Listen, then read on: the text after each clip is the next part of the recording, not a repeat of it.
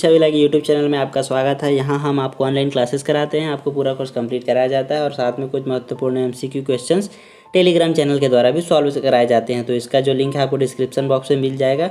अब चलिए बिना किसी देरी करते हुए हम शुरू करते हैं सीजी फॉरेस्ट 2016 का पेपर 1। मैंने 50 तक के क्वेश्चन के सॉल्यूशन जो है वह बना दिए हैं। अब हम 51 यानी हिंदी से इसका शुरुआत करते हैं। ठीक है, तो 51 क्वेश्चन है कि इनमें किस साहित्यकार का जन्म छत्तीसगढ़ में नहीं हुआ है। याद रखिएगा, नहीं हुआ है, इसे बताना है आपको। तो ऑप्शन ए है विनोद कुमार शुक्ल, बी है लोचन प्रसाद पांडे, सी है मुकुटधर पांडे और डी है बालकृष्ण शर्मा नवीन और ई है इनमें से कोई नहीं। तो इसका उत्तर होगा बालकृष्ण शर्मा नवीन, ऑप्शन डी। इनका जन्म जो है वह छत्तीसगढ़ में नहीं हुआ है। ठीक है, 52वां क्वेश्चन है कि इनमें से कौन स्तुत्य का विलोम है। स्तुत्य का मतलब है स्तुति करने योग्य। ठीक है, उसका जो विलोम है वह क्या होगा, यह पूछा गया है। ए ऑप्शन कहता है गृही, बी व्यष्टि, सी निंद्य, डी विशिष्ट और ई इनमें से कोई नहीं।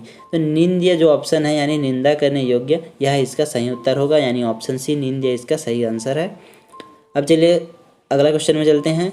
जो शब्दांश किसी शब्द के पहले आकर विशेष अर्थ प्रकट करते हैं उसे कहते हैं ए संज्ञा, बी सर्वनाम, सी उपसर्ग, डी प्रत्यय या ई इनमें से कोई नहीं। तो आपको पता होगा संज्ञा किसे कहते हैं, किसी वस्तु स्थान इत्यादि के नाम को संज्ञा कहते हैं। सर्वनाम जो संज्ञा के बदले प्रयुक्त होते हैं उसको सर्वनाम कहते हैं। उपसर्ग किसे कहते हैं, किसी शब्द के पहले जो प्रयुक्त होकर विशेष अर्थ प्रकट करता है उसे उपसर्ग कहते हैं। और उसके शब्द के यानी कि बाद जो लगने वाले शब्दांश हैं उन्हें कहते हैं प्रत्यय, यानी कि प्रीफिक्स मतलब पहले और सफिक्स मतलब होता है बाद में। तो उपसर्ग प्री मतलब पहले होता है तो उसको उपसर्ग कहते हैं और जो सफिक्स होता है उसको प्रत्यय कहते हैं। ठीक है, तो इसमें लिखा है कि शब्दांश जो कि शब्द के पहले आकर विशेष अर्थ प्रकट करता है तो वह क्या होगा, वह होगा उपसर्ग, ऑप्शन सी।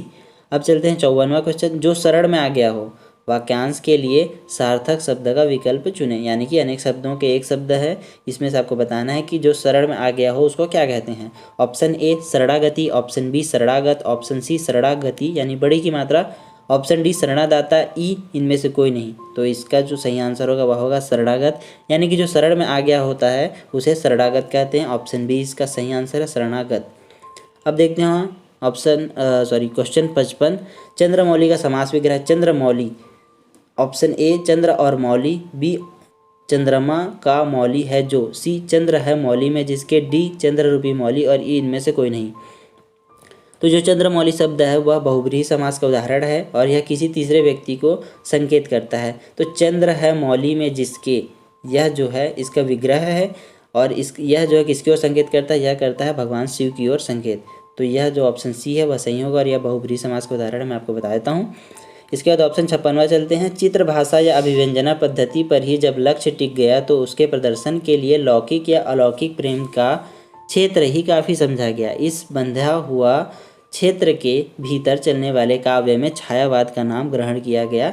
यह कथन किसका है। पहला ही ऑप्शन दिया गया है मुकुटधर पांडे, बी हजारी प्रसाद द्विवेदी, सी नगेंद्र, डी बच्चन सिंह और ई इनमें से कोई नहीं। तो जैसा कि आपको याद होगा कि मुकुटधर पांडे जो है वह छत्तीसगढ़ में छायावाद के प्रवर्तक हैं, लेकिन यह जो कथन है वह उनका नहीं है, इसीलिए इसका आंसर लिया गया है इनमें से कोई नहीं, यानी ऑप्शन ई जो है वह सही है। ठीक है, 57वां क्वेश्चन है कि छत्तीसगढ़ मित्र पत्रिका का प्रकाशन किसने प्रारंभ किया। तो option A Makhanlal Chaturvedi, B Madhavrao Sapre, C Madhav Prasad Mitra, D Balkrishna Sharma Naveen या ई इनमें से कोई नहीं। तो इसका जो आंसर है वह है बी माधवराव सप्रे। छत्तीसगढ़ मित्र पत्रिका का जो प्रकाशन है वह 1900 सन में माधवराव सप्रे के द्वारा किया गया था, इसीलिए उन्हें छत्तीसगढ़ में पत्रकारिता का जनक भी कहा जाता है। ठीक है, इसके बाद बचपन की एक बात है कि आपने पुस्तक में पढ़ी होगी, एक टोकरी भर मिट्टी। हिंदी में अगर आप सेम बैच से हैं या आगे पीछे भी होंगे तो अभी भी यह जो कहानी का जो पाठ है वह पुस्तक में है। तो एक टोकरी भर मिट्टी कहानी के कहानीकार का नाम है, यह पूछा गया है। ए किशोरीलाल गोस्वामी, बी रामचंद्र शुक्ल, सी केशव प्रसाद सिंह, डी राजा बाला घोष और ई इनमें से कोई नहीं। आप जब एक टोकरी पर मिट्टी पढ़ रहे होंगे तो कहानी के कहानीकार का नाम आपको याद तो नहीं होगा, पर इनमें से कोई नहीं था ये आपको जरूर याद होगा। तो इसका ऑप्शन होगा ई इनमें से कोई नहीं। ठीक है, अब क्वेश्चन 59 है।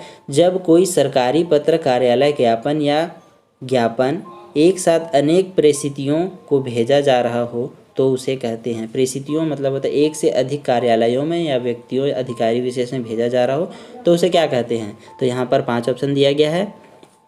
ए परिपत्र, बी टिप्पण, सी अर्ध सरकारी पत्र, डी अनुस्मारक या ई इनमें से कोई नहीं। तो इसका ऑप्शन होगा ए परिपत्र। परिपत्र उसे कहते हैं कि जब एक सरकारी पत्र को एक से अधिक जो कार्यालय ज्ञापन होता है उसे एक से अधिक परिस्थितियों या स्थान, कार्यालय या अधिकारियों को भेजा जाता है तो उसे कहा जाता है परिपत्र। ठीक है। 60वां क्वेश्चन है, हिंदी साहित्य के इतिहास का काल विभाजन और उसके नामकरण करने वाले पहले इतिहासकार कौन से हैं। तो इसमें ऑप्शन है ए गारसो दत्तासी, बी है जॉर्ज ग्रियर्सन, सी है मित्रबंधु, डी शिव सिंह सरोज और ई इनमें से कोई नहीं। तो इसका जो सही आंसर है वह है जॉर्ज ग्रियर्सन। ठीक है। यह जो है हिंदी साहित्य के इतिहास का काल विभाजन उसका नामकरण करने वाले पहले इतिहासकार हैं।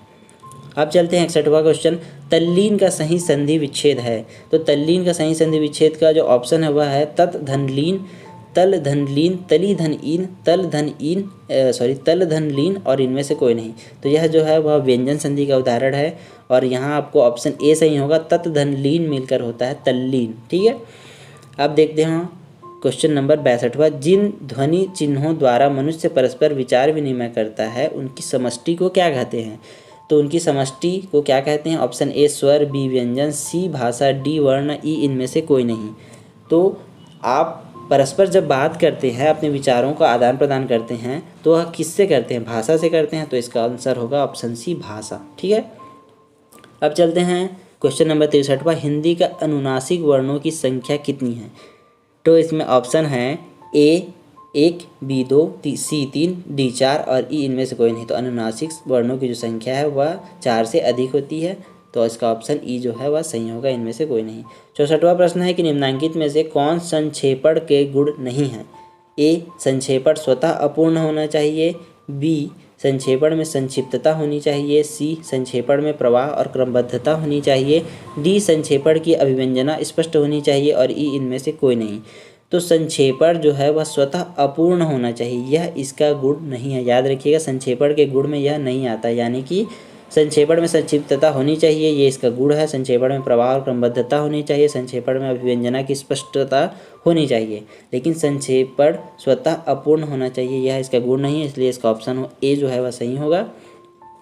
इसके बाद 65वां प्रश्न है, निम्नलिखित में से शुद्ध शब्द का विकल्प चुनिए। यहाँ जो शब्द हैं वे अशुद्ध हैं, इसमें से एक शुद्ध है, ये आपको बताना है। ऑप्शन ए उज्ज्वल, बी उज्ज्वल, सी उज्ज्वल और डी है बड़ी ऊ की मात्रा है उज्ज्वल है। ठीक है। ई है इनमें से कोई नहीं। तो इसका सही ऑप्शन होगा सी उज्ज्वल। ठीक है। इसमें दोनों जो ज हैं वह आधे आधे होते हैं। उसके बाद 66वां प्रश्न, प्राकथन शब्द में कौन उपसर्ग है।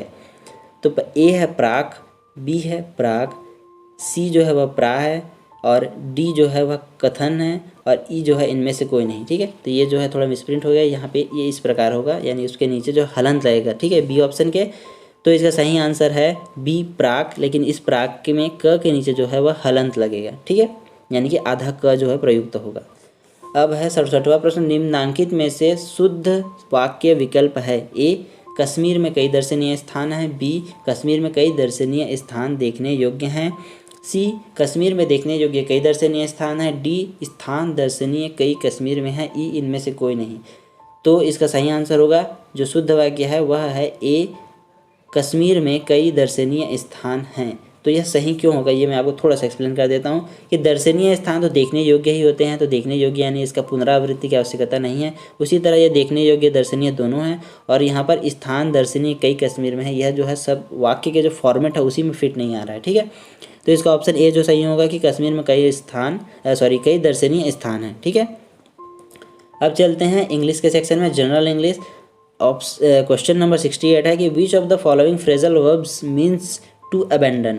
अबेंडन का मतलब होता है छोड़ देना या त्याग देना। ठीक है, तो ए है give away, B give in, C give up, D give out और E none of the above. ठीक है, तो गिव अवे मतलब क्या होता है ये आपको, अगर आजकल आप यूट्यूब चैनल देखते हैं तो आपको गिव अवे मिलेगा ऐसा कहा जाता है, तो ये आप समझ सकते हैं कि इसका मतलब टू अबेंडन तो नहीं होता है।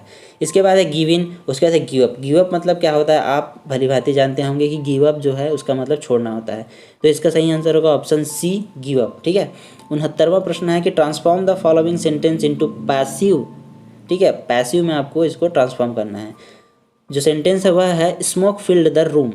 ठीक है, तो पहला ऑप्शन है the room was filled in smoke, B है the room was filled by smoke, C है the room was filled with smoke, D है द रूम वॉज स्मोकी, और ई है नन ऑफ द अबव। ठीक है, तो smoke filled the room का passive जो है वह होगा option C, the room was filled with smoke. ठीक है, रूम जो है वह स्मोक से भरा हुआ है। ठीक है, तो यहाँ पर जो विद है ये जो है वो आपको कुछ एक्सेप्शनल की तरह दिखाई दे रहा होगा, क्योंकि एक्टिव से जब पैसिव बनाते हैं तो जो कहना चाहिए कि सब्जेक्ट और ऑब्जेक्ट को आप चेंज करते हैं, पर विद स्मोक जो है यह आपको एक्टिव फॉर्म में दिखाई नहीं दे रहा होगा। ठीक है, तो यह आपको याद रखना है, ये एक्सेप्शनल क्वेश्चन को इसमें ज़्यादा पूछा जाता है।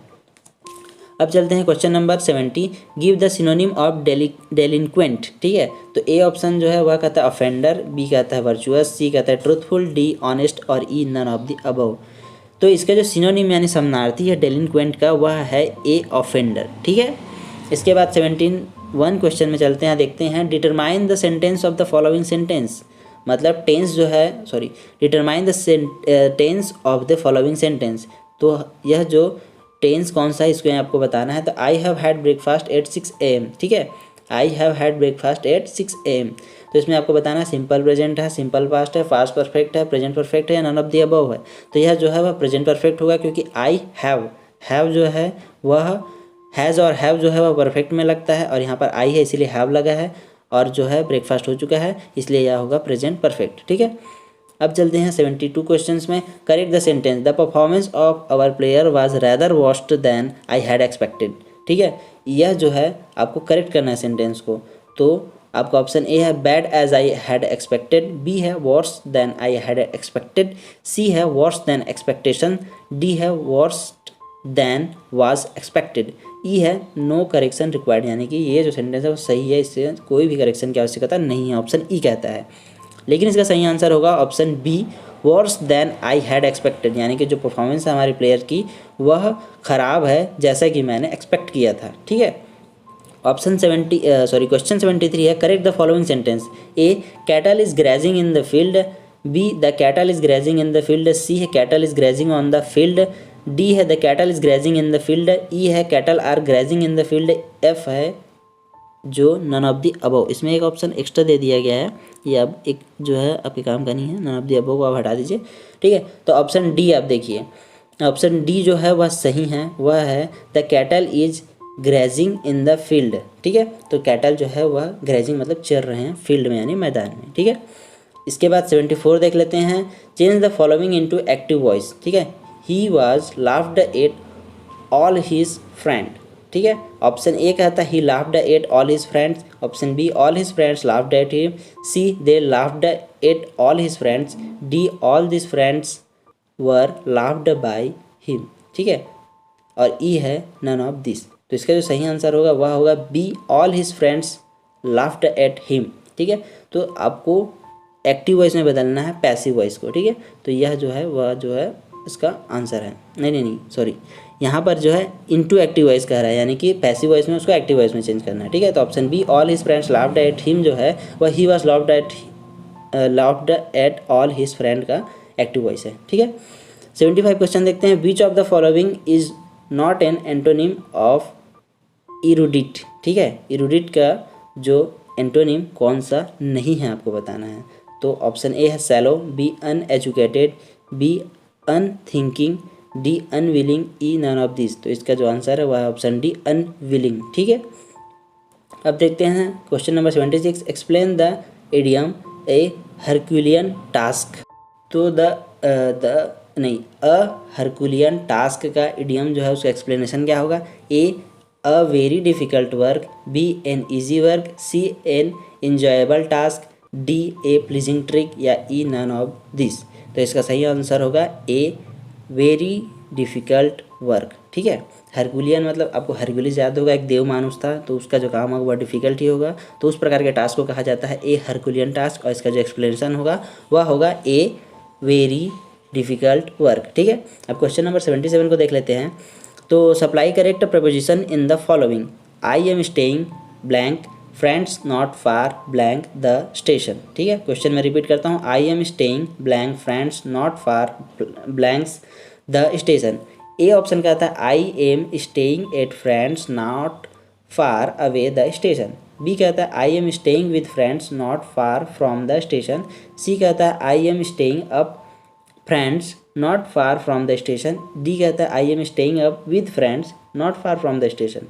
और ई कहता है नन ऑफ दिस। तो इसका जो सही आंसर है वह है बी, यानी कि आई am staying with friends not far from the station. तो आई एम स्टेइंग के बाद विद आएगा ब्लैंक्स में, उसके बाद फ्रेंड्स लिखा हुआ है, नॉट फार, उसके बाद जो ब्लैंक है उसमें आएगा फ्रॉम दी स्टेशन। ठीक है, यह जो प्रीपोजिशन का आपको करेक्ट अगर आप प्रीपोजिशन करेंगे तो यह जो है आपको सही आंसर निकल के आ जाएगा।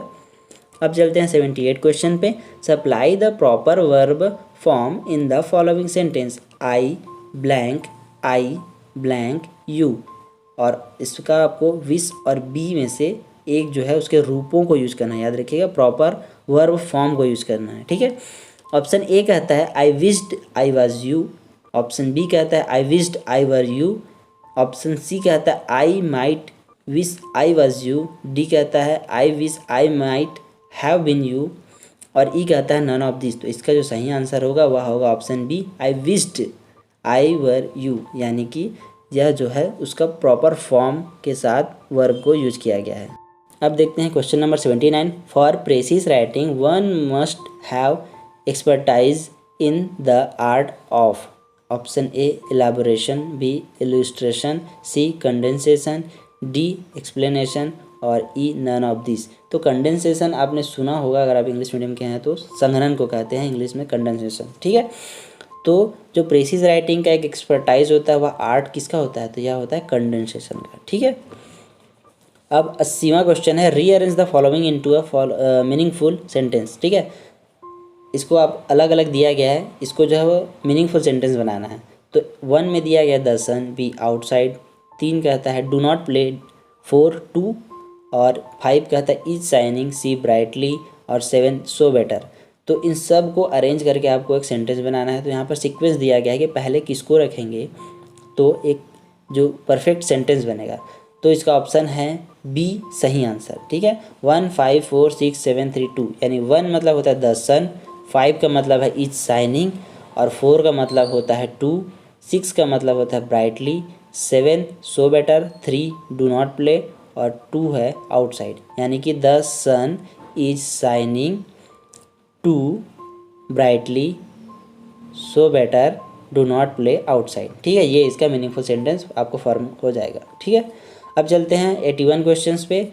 तो correct the spelling mistake in the following sentence. यहाँ पर जो दिया गया है उनमें कहना चाहिए स्पेलिंग मिस्टेक है। ठीक है, तो इसमें देखिए ATEQUETTE, ये ऑप्शन ए है। बी है ETIQUETTE, यह ऑप्शन बी है। सी भी इसी तरह ETEQUETTE, डी है ETEQUETE। ठीक है, और ई है नन ऑफ दिस। तो इसका जो स्पेलिंग मिस्टेक है वो करेक्ट किस में है, तो यह है इटिक्विट, यानी कि ATIQUETTE, ऑप्शन बी। ठीक है, अब 82 क्वेश्चन पे चलते हैं। The auxiliary verb out is always succeeded by. तो इसका जो आंसर है वह नन ऑफ दिस है, यानी कि यह जो है ऑक्सिलरी वर्ब सक्सीडेड जो है वह नन ऑफ दिस होगा। इसका आंसर ऑप्शन ई लिया गया है। ठीक है, अब क्वेश्चन नंबर 83 देखते हैं। Determine the parts of speech of the underlined word in the following sentence. He is long way behind. ठीक है, तो यह जो है वह क्या है, तो आपको बताना है वर्ब, एडवर्ब, प्रीपोजिशन, एडजेक्टिव या नन ऑफ दिस। तो इसका जो आंसर होगा वह होगा एडवर्ब, जो है वह सही आंसर होगा। ठीक है, इसके बाद है क्वेश्चन नंबर 84। क्वेश्चन नंबर 84 है translate into Hindi. I can not put up with him. ठीक है, तो इसके हिंदी में जो ट्रांसलेशन होगा वह क्या होगा। ऑप्शन ए मैं उसके साथ नहीं रख सकता, बी मैं उससे दोस्ती नहीं रख सकता, सी मैं उसके साथ ऊपर नहीं रह सकता, डी मैं उसको सहन नहीं कर सकता, और option E none of the above. तो इसका सही आंसर है डी मैं उसको सहन नहीं कर सकता। ठीक है, यानी कि I can not put up with him का जो हिंदी ट्रांसलेशन है वह होगा मैं उसको सहन नहीं कर सकता। ठीक है, तो इसी के साथ हम ये सेक्शन समाप्त करते हैं। आपको आगे के जो क्वेश्चंस हैं वो अगले वीडियो में मिल जाएंगे, तो आप हमारे प्लेलिस्ट को चेक कीजिए और सारे जो ACF के पेपर्स हैं उनके सॉल्यूशन को देखिए। इसी के साथ हम अपना इस वीडियो को समाप्त करते हैं। आपको अगर हमारी वीडियो अच्छी लगी तो हमारी वीडियो को लाइक कीजिए, शेयर कीजिए, हमारे चैनल को सब्सक्राइब कीजिए और हमारे टेलीग्राम चैनल से जुड़कर आप क्विज का लाभ ले सकते हैं। ठीक है, तो धन्यवाद।